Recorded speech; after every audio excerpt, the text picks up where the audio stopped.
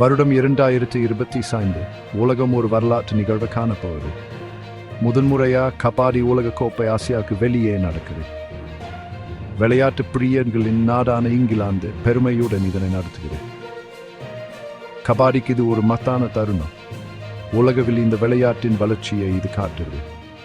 இந்த போட்டி வெறும் விளையாட்டு மட்டும் அல்ல, இது தடைகளை உடைச்சு பண்பாடுகளை ஒன்றைக்கும் ஒரு நிகழ்வு. பழமையான வேர்களை கொண்ட கபாடி புதிய ரசிகர்களை கவர தயாரா உள்ளது. இந்த தனித்துவமான விளையாட்டின் சிலிப்பை அனுபவிக்கவுடன் காத்திருக்கு. இங்கிலாந்தின் மையப்பதி கபாடி ஆட்டலா துடிக்கும். பர்மிங்காம், கோவென்ட்ரி, வால்சால் மற்றும் வால்வர்ஹாம்ப்டன் ஆகியவை தேர்ந்தெடுக்கப்பட்ட போட்டித் திடல்கள்.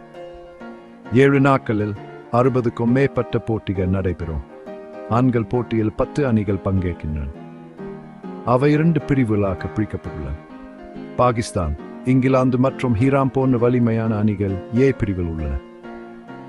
நடப்பு சாம்பியனான இந்தியா, இத்தாலி, ஸ்காட்லாந்து மற்றும் பிற அணிகளை பி பிரிவை எதிர்க்கிறது. பெண்கள் போட்டியும் சமான போட்டி அமைவது. 6 அணிகள் மதிப்புமிக்க பட்டத்திற்காக போராடும்.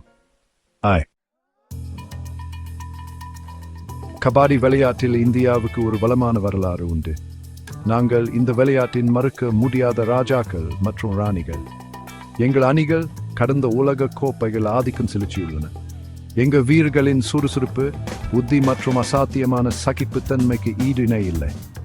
ஆனால் இந்த முறை சவால் வித்தியாசமானது. நாம் அயல் மண்ணில் விளையாடுகிறோம். போட்டி மும்பை வெட் கடுமையாக இருக்கிறது. பாகிஸ்தான், ஈரான் மற்றும் இங்கிலாந்து போன்ற அணிகள் எங்களை தோற்கடிக்க ஆர்வமாக உள்ளன.